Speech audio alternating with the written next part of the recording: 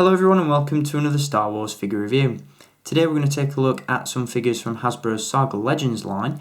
For those of you that aren't familiar, the Saga Legends line is basically a cheaper line of action figures, and I mean that both in terms of quality and price.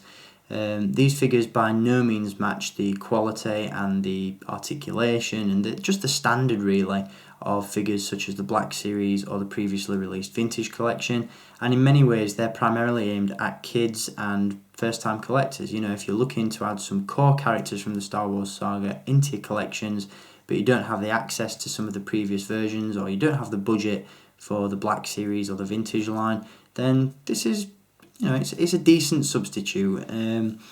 I'm not going to look at all the figures from this line. I have cherry-picked some of these ones. There are some hidden gems hidden amongst this line, and as I said, the ones that I feel that are worthy of picking up are the ones that I've chosen to give you a look at. And the first one that I want to show you is indeed this guy, Jedi Master Yoda. Now I know what you're saying, at first glance it doesn't really look like a very good figure, but there's just something about it that draws me in, and I'm not sure what it is, but there's just something about this figure that is, in my opinion, really good. And in some ways it tops the Black Series version, just because you go in with low expectations and you come out with higher ones, and you get pleasantly surprised, I suppose, and this is one of those figures. So we'll talk about him in a little bit more detail in just a little bit. Before I give you a look at the packaging that he comes in, I just want to give a quick mention that you can pick this figure up as well as the rest of the Saga Legends line by clicking the link in the video description down below, which will take you to staractionfigures.co.uk, where you can pick up the entire first wave of the Saga Legends line for just £4.95 a figure, which is absolutely amazing. A really good price. Again, for kids and first time collectors or people on a budget, it's a decent line, and for that price you really can't complain. So click that link and purchase some of these guys. So let's take a look at the packaging that Yoda comes in, and here it is. As you can see, we have a very compact design for the Saga Legends line. It's much smaller than the Vintage or Black Series cards, and as you can see, the design is very reminiscent of the Revenge of the Sith line that was released in 2005. Now I think this was done because in 2013, when these figures were released, Revenge of the Sith was indeed meant to hit theatres in 3D. Obviously that got thrown in the trash, and we were still left with this packaging design for a vast majority of Star Wars products. So that's the explanation behind that, but again, as I said, it's very reminiscent of the original 2005 packaging. As you can see, you've got the Darth Vader branding at the top there that we've seen on numerous products, and at the bottom there we do have the Star Wars Saga Legends logo and an image of Yoda from Revenge of the Sith. On the reverse side we have a still image from the film, obviously taken from the epic confrontation with Darth Sidious in the Senate.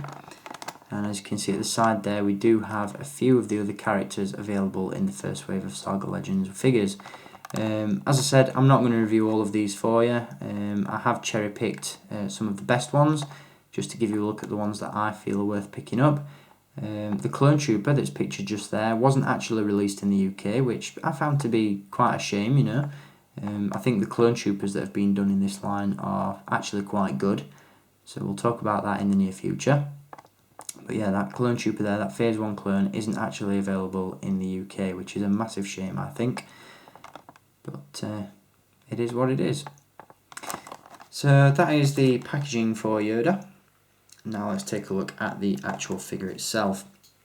Now, as I said, he's not a great deal to write home about, but he's not an awful figure either. I think the sculpt definitely makes up for the rather weird paint applications that's been given to this figure.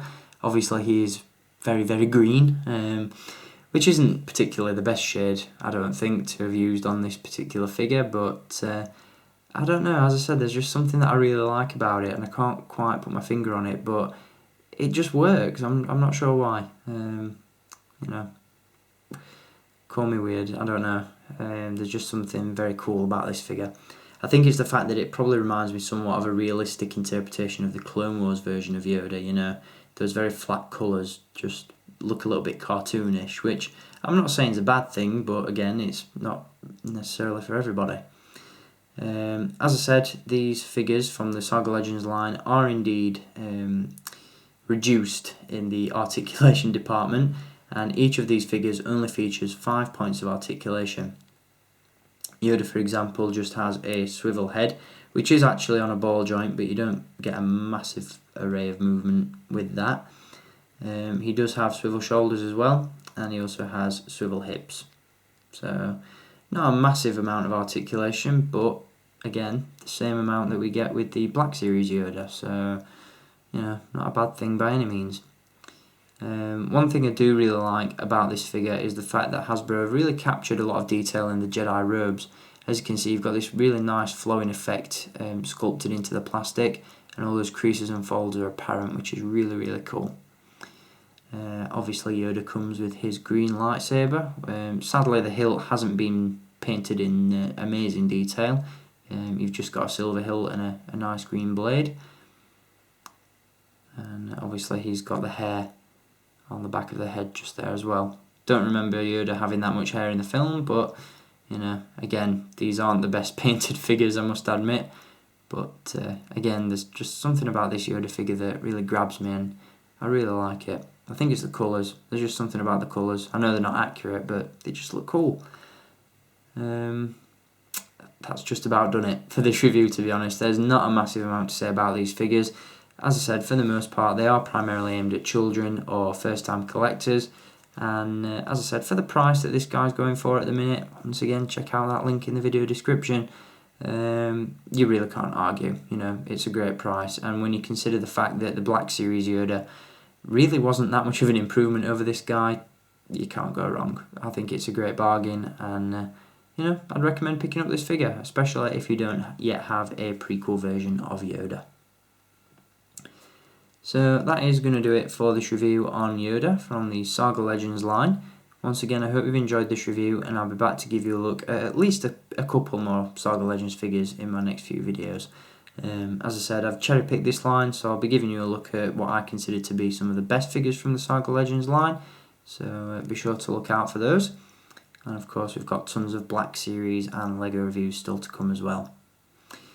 So I want to thank you for watching this video, guys. I hope you've enjoyed it, and I'll be back very, very soon. Until then, as always, keep collecting, and may the Force be with you.